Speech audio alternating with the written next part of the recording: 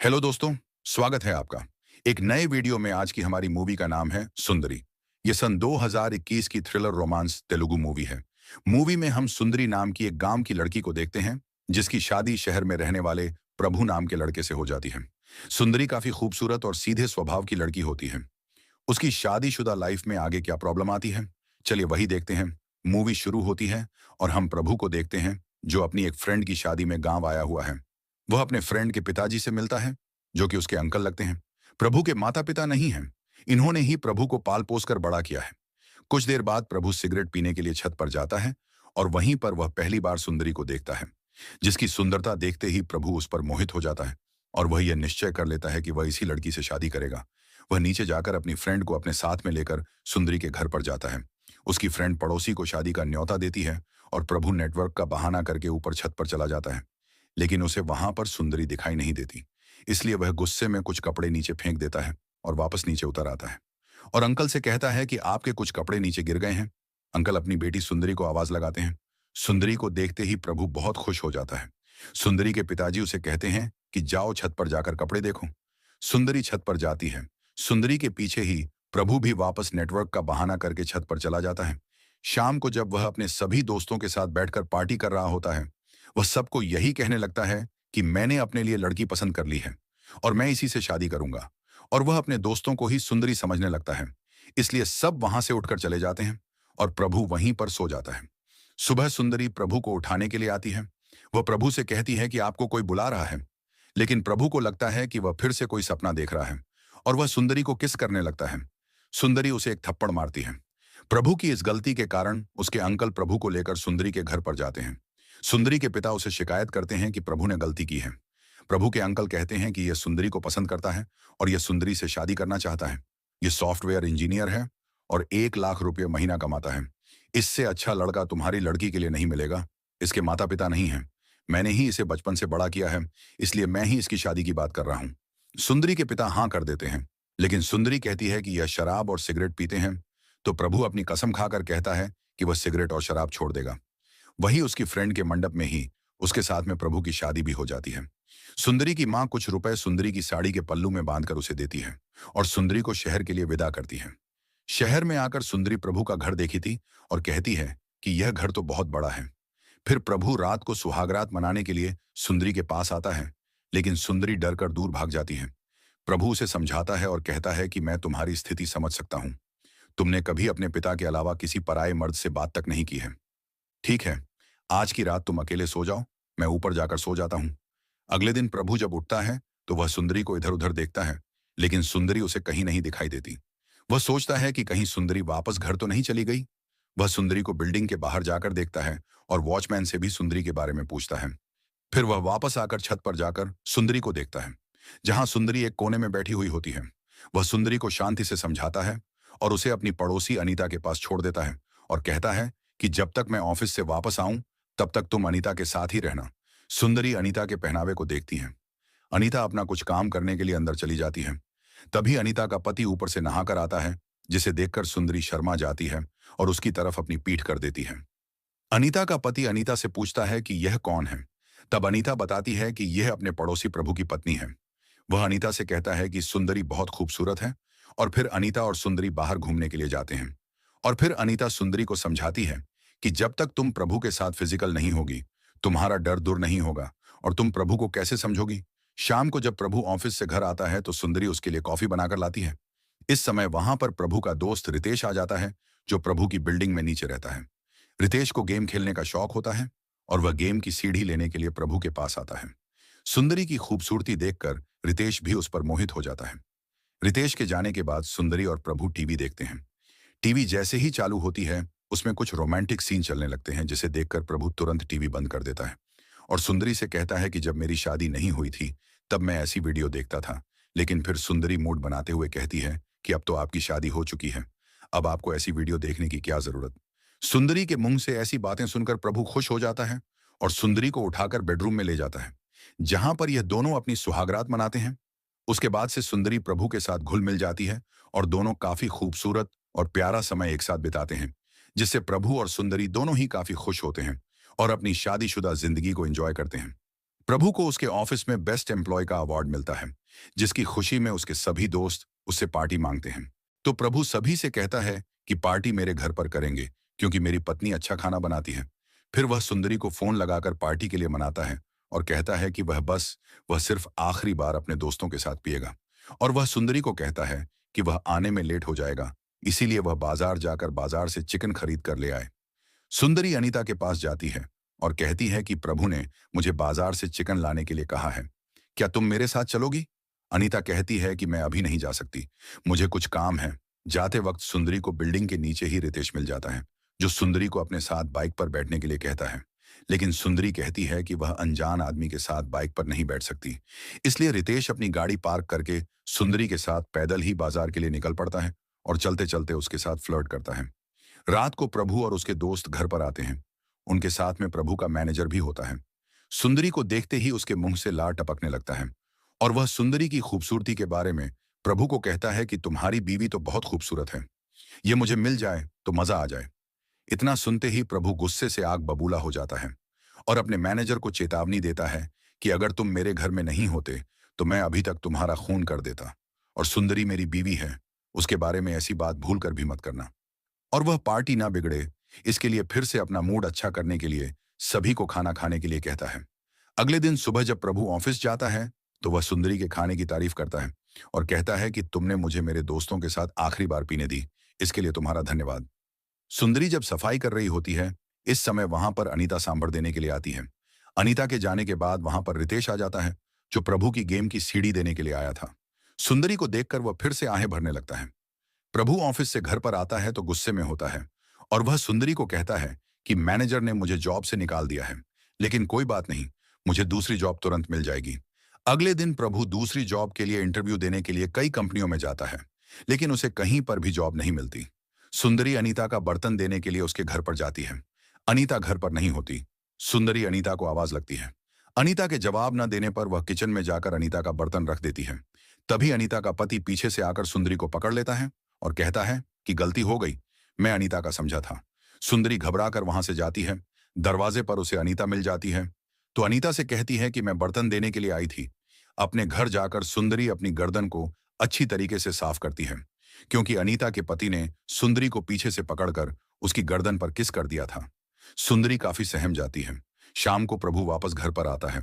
नौकरी न मिलने की वजह से वह काफी टेंशन में होता है और शराब पीने लगता है। सुंदरी उसके लिए खाना लगाती है। वह सुंदरी से कहता है कि मैंने तुमसे वादा किया था कि मैं कभी शराब नहीं पीऊंगा, लेकिन मुझे कहीं पर जॉब नहीं मिल रही है। पहले हर महीने 1 लाख रुपए अकाउंट में आ जाते थे, लेकिन अब धीरे धीरे पैसे भी खत्म हो रहे हैं और इस वजह से कभी कभी मेरा मन सुसाइड करने का भी होता है। अगले दिन प्रभु फिर बहुत सारी कंपनियों में इंटरव्यू देता है, पर उसे कहीं जॉब नहीं मिलती। फिर वह एक रेस्टोरेंट में कॉफी पीने के लिए जाता है, जहां पर वह एक पंडित और एक आदमी को बात करते हुए सुनता है कि अगर शादी से पहले कुंडली ना मिलाई जाए तो शादी के बाद आदमी रोड पर आ जाता है। और यह बात प्रभु सुन लेता है। उसे भी ऐसा ही लगता है कि उसने सुंदरी के साथ शादी करने में बहुत जल्दबाजी की है और शायद इसी वजह से उसकी जॉब चली गई। वह घर पर बैठकर शराब पीता है और सुंदरी के मना करने पर वह सुंदरी को मारने लगता है और कहता है कि यह सब तुम्हारी वजह से हुआ है।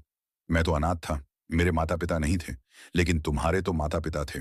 उन्होंने कुंडली किसी पंडित को क्यों नहीं दिखाई और इसी वजह से आज मेरी ऐसी हालत हो गई है।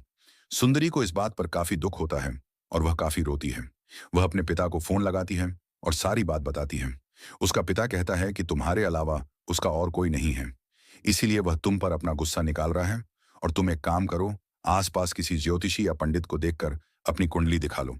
सुंदरी अपनी कुंडली लेकर एक ऑटो में बैठकर पास ही के एक पंडित के पास जाती है, जहां पर वह पंडित उसे कहता है कि तुमसे जाने या अनजाने में इस जन्म में या पिछले जन्म में कुछ पाप हुआ है और इसी वजह से तुम्हारे पति की ऐसी हालत हुई है।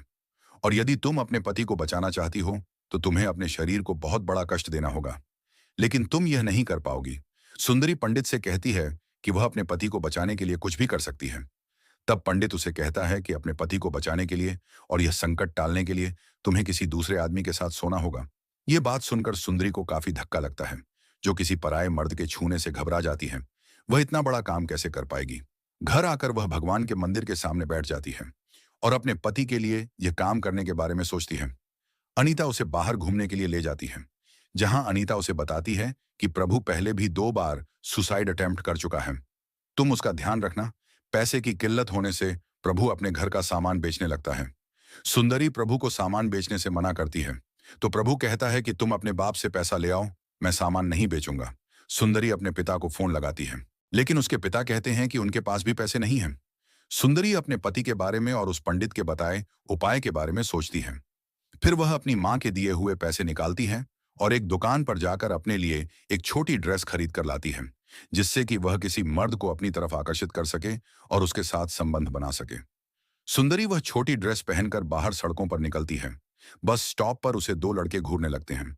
सुंदरी घबराकर वापस घर आ जाती है और उसे इस काम पर बहुत पछतावा होता है। फिर वह देखती है कि प्रभु अपने बॉस के साथ में घर में बैठकर शराब पी रहा है। उसका बॉस कहता है कि मैंने तुम्हें नौकरी से नहीं निकाला, तुम्हारे सॉफ्टवेयर में कुछ प्रॉब्लम थी, इस वजह से कंपनी ने तुम्हें निकाला है। वह हाथ धोने के लिए प्रभु से कहता है, तो प्रभु किचन की तरफ इशारा करके उसे किचन में भेज देता है और खुद वॉशरूम की तरफ चला जाता है। उसका मैनेजर जब किचन में आता है तो वह सुंदरी को अपनी बाहों में भर लेता है और धीरे धीरे सुंदरी के कपड़े ऊपर उठाने लगता है। लेकिन तभी प्रभु आ जाता है और वह सुंदरी को एक थप्पड़ मारता है। लेकिन यह सब सुंदरी का सपना होता है। लेकिन फिर आगे बिल्कुल ऐसा ही होता है। प्रभु का मैनेजर किचन में आता है, लेकिन उसके आते ही सुंदरी प्रभु को किचन में बुला लेती है और कहती है कि मुझे डर लग रहा है। अब सुंदरी के दिमाग में बस यही चल रहा होता है कि वह किस तरह किसी गैर मर्द के साथ संबंध बनाए। वह इसी कोशिश में अपने घर से बाहर निकलती है, लेकिन वह ऐसा नहीं कर पाती। लेकिन उसे अपने पति की भी फिक्र होती है। एक दिन जब वह बाजार जा रही होती है तो रितेश उसे फिर से मिल जाता है। रितेश को लगता है कि वह अभी भी उसकी गाड़ी पर नहीं बैठेगी, लेकिन सुंदरी सोचती है कि क्यों ना वह रितेश के साथ ही संबंध बना ले, क्योंकि रितेश उसका पड़ोसी भी है और वह उसे जानती भी है। फिर वह गाड़ी पर चली जाती है। सुंदरी उसे कहती है कि वह सामान लेकर वापस आ जाएगी, लेकिन रितेश कहता है कि वह उसे छोड़ देगा, उसे भी यहाँ मेडिकल पर कुछ काम है। रितेश जब सुंदरी को वापस छोड़ता है तब सुंदरी पूछती है कि क्या तुम्हारे घर में कोई बीमार है। तब रितेश कहता है कि वह मेडिकल से कोई दवाई गोली नहीं लाया, वह तो प्रोटेक्शन लेने गया था, क्योंकि पड़ोस की आंटी आज घर पर अकेली है। सुंदरी अब पूरी तरीके से रितेश के लिए मन बना चुकी थी। वह रितेश से कहती है कि क्या तुम मेरा सामान ऊपर तक ले आओगे। रितेश भी खुशी खुशी उसके साथ उसके घर तक सामान ले जाता है। जाते वक्त वह रितेश से आगे बातचीत करने के बारे में बात करती है। रितेश उसे उसका मोबाइल नंबर देता है, लेकिन सुंदरी कहती है कि मेरे पास फोन नहीं है। तो वह सुंदरी को एक मोबाइल लाकर देता है और कहता है कि तुम जब चाहो मुझे फोन कर सकती हो, व्हाट्सएप कर सकती हो, फोटो भेज सकती हो। रात को प्रभु के सोने के बाद सुंदरी अपने कुछ फोटो रितेश को भेजती है। अगले दिन प्रभु के जाने के बाद रितेश सुंदरी के घर पर आता है और सुंदरी को जोर से पीछे से पकड़ लेता है। लेकिन सुंदरी घबराहट में रितेश को एक थप्पड़ मार देती है और कहती है कि मैं यहाँ पर यह काम नहीं कर सकती, मुझे कहीं और ले चलो। और फिर वह तैयार होकर रितेश के साथ गाड़ी पर चली जाती है। रितेश उसे एक जगह ले जाता है और कहता है कि यह हम दोस्तों की पार्टी करने की जगह है, यहाँ पर कोई नहीं आता। वह अपने कपड़े उतार देता है और सुंदरी को भी ऐसा ही करने के लिए कहता है।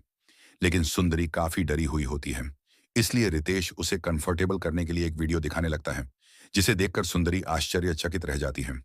वीडियो में वही पंडित होता है जिसने उसे पराये मर्द के साथ संबंध बनाने के लिए कहा था, जिसे देखकर सुंदरी सब समझ जाती है कि यह पंडित एक ढोंगी है।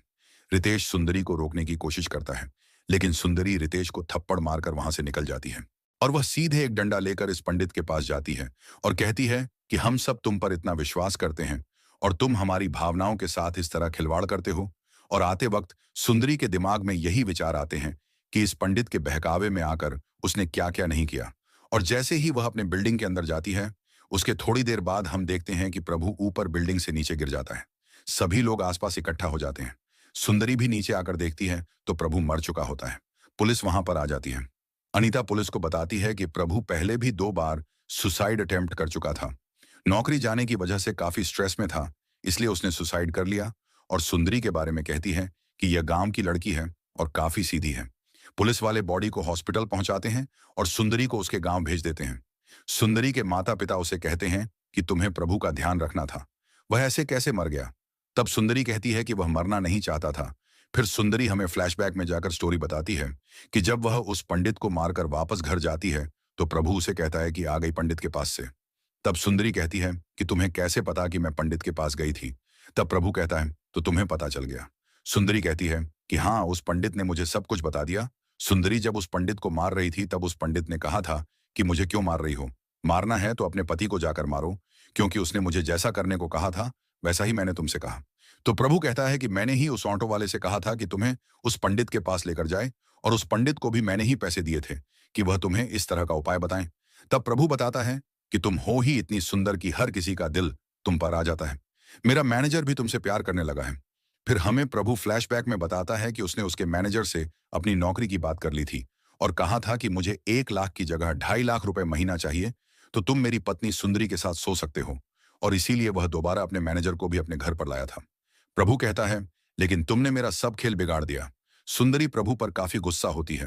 प्रभु कहता है, 2.5 लाख रुपए में तुम और मैं अपनी जिंदगी काफी आराम से गुजारेंगे। और वह सुंदरी को कहता है कि अब तुम्हें वैसा ही करना होगा जैसा मैं कहूंगा। शाम को मैनेजर घर पर आने वाला है। उसे जो चाहिए तुम उसे दोगी, और मुझे जो चाहिए वह मुझे देगा। तुम जल्दी से सोचकर मुझे बता दो। और इतना कहकर प्रभु सिगरेट पीने के लिए बालकनी की तरफ चला जाता है। और थोड़ी देर सोचने के बाद सुंदरी प्रभु को बालकनी से धक्का देकर नीचे गिरा देती है, जिससे प्रभु की मौत हो जाती है। और सबको यही लगता है कि प्रभु ने सुसाइड किया था। यह सब सुनकर सुंदरी के माता पिता स्तब्ध रह जाते हैं। फिर वह कहते हैं कि उसके मरने के बाद तुम क्यों जिंदा हो? तुम्हें भी मर जाना था, क्योंकि हो सकता है कि पुलिस एक दिन इस बात का पता लगा ले और तुम्हें पकड़ ले, और फिर पूरे गांव में पता चल जाएगा। तब सुंदरी कहती है कि मुझे जीना होगा। तो उसके पिता पूछते हैं किसके लिए? तब सुंदरी जवाब देती है, मेरे आने वाले बच्चे के लिए। इसका मतलब सुंदरी प्रेग्नेंट है, और यहीं पर यह मूवी समाप्त हो जाती है। अगर आपको यह मूवी एक्सप्लेनेशन पसंद आई हो तो प्लीज वीडियो को लाइक करें, चैनल को सब्सक्राइब करें और कमेंट करके बताएं कि अगली मूवी एक्सप्लेनेशन किस फिल्म की चाहिए। मैं मिलता हूं आपको अगली वीडियो में। तब तक के लिए अलविदा और थैंक यू।